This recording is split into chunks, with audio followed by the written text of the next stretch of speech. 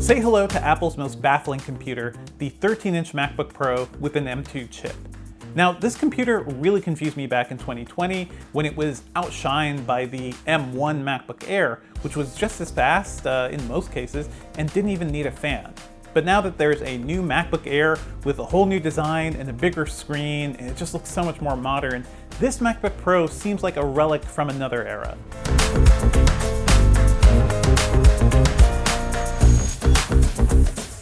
It's from a time when Apple had to build machines around Intel's hotter and less efficient chips instead of taking full advantage of its own hardware.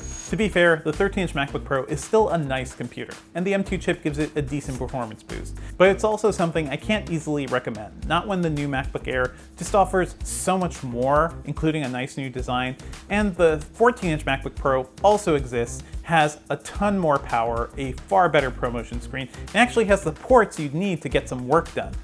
Now, Apple claims the 13-inch MacBook Pro is one of the best-selling computers it has, and that's not too surprising, not when it's the cheapest Pro computer that they're selling.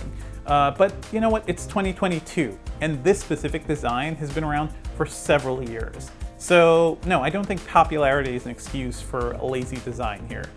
Now, I suppose it makes sense why Apple would coast a bit here. The MacBook Pro's aluminum unibody case still looks very nice. It's very attractive, and it's far better than most PCs out there. And, you know, we're still in the middle of the pandemic. It is hard for people to get together to design new products.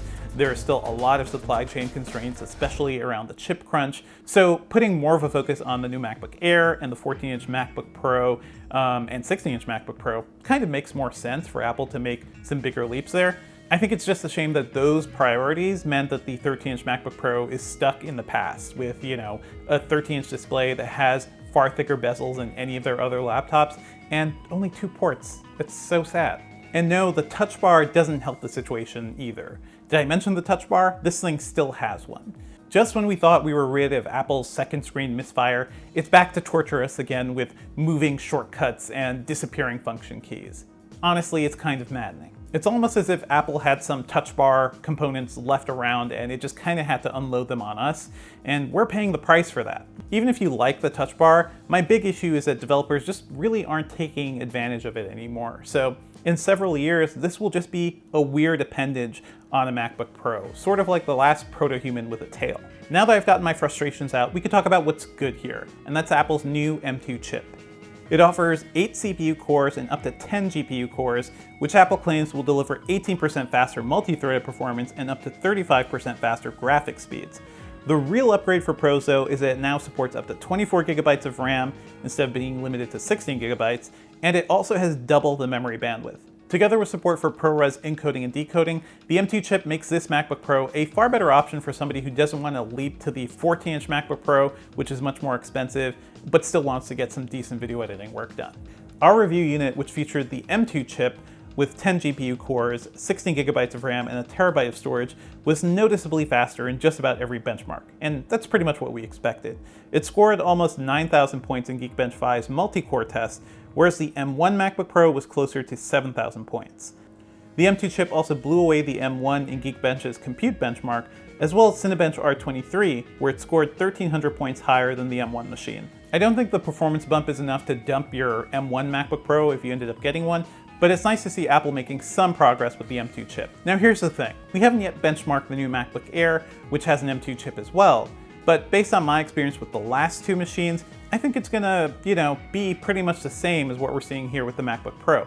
The big difference is that the MacBook Pro has a fan and a far more elaborate cooling system, while the MacBook Air is fanless. So that means the Pro can do heavier jobs like video editing and rendering and 3D encoding and stuff like that. It can do sustained jobs and kind of keep the temperatures down while still offering a lot of performance. The M2 chip in the MacBook Air will end up being throttled over time as it gets hotter, so that'll, slow you down if you're a serious professional. So sure, if you're planning to do a ton of work on your computer, then the MacBook Pro does seem like a better choice than the MacBook Air. But you know what? If you're looking for a machine that's going to be even faster and last you for a lot longer, it may make more sense to just hold off, save up, and invest in the 14-inch MacBook Pro. Now, I realize for many consumers that's not an easy choice to make. The MacBook Pro 13-inch starts at $1299, while the 14-inch goes a lot more. It starts at $1999. But if you look beyond their base specs, because the 13-inch MacBook Pro starts with an anemic 8 gigabytes of RAM and 256 gigabytes of storage, I think you'll start to see the differences between those machines, at least when it comes to price, really starts to disappear quite a bit. Bumping both systems up to 16 gigabytes of RAM and 1 terabyte of storage raises the prices to $1899 and $2199 respectively. At that point, you might as well spend $300 more for the vastly more powerful 14-inch MacBook Pro with the better display. It just makes more sense. After all, every other Pro device from Apple has a much faster ProMotion display, which allows for silky smooth scrolling. Why should the 13-inch MacBook Pro be left out? I think the Retina display still looks fine, it's really sharp and you don't see any pixels, but I think my eyes have been spoiled a bit by all of Apple's modern displays with ProMotion.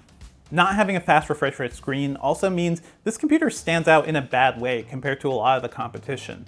Microsoft was able to get fast refresh rates into the Surface Laptop Studio, and we've also seen a lot of gaming laptops like the Asus Zephyrus G14 and the Acer Triton 500 SE, which look good and can be decent productivity machines, and they also have fast refresh rate screens too.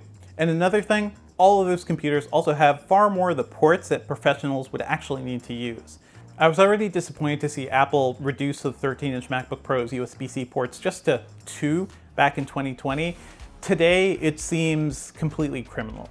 You lose one port if you just plug in the computer to charge, so it basically demands that you invest in some sort of USB-C mini hub. And anyway, you'll need one of those things if you want to offload videos or photos from your camera because there's no SD card reader. I suppose at this point we should just be thankful Apple is still including the headphone jack. Now, there are still elements of the 13-inch MacBook Pro that, I still like. It has an incredible keyboard and mouse. It has decent speakers that can fill up a small room. It feels nice, and the build quality is pretty excellent, but that's what we've been seeing for years. The battery life is also pretty solid. It lasted over 17 hours in our testing. So basically, if you didn't know what you were missing from Apple's other computers, you'd probably be pretty happy with the 13-inch MacBook Pro with an M2 chip. Personally though, I just want better for potential MacBook buyers. Why should they be stuck with the chunkiest screen bezels in Apple's entire lineup? Don't they deserve high refresh rate screens? And for something so popular, shouldn't it be getting more attention from Apple? Like I said above, the 13-inch MacBook Pro is a fine machine, but it could have been so much more. Stay tuned to Engadget.com for more laptop reviews. We'll definitely be looking at the new MacBook Air soon, which I'm really excited about. And if you dug this video, please be sure to like and subscribe.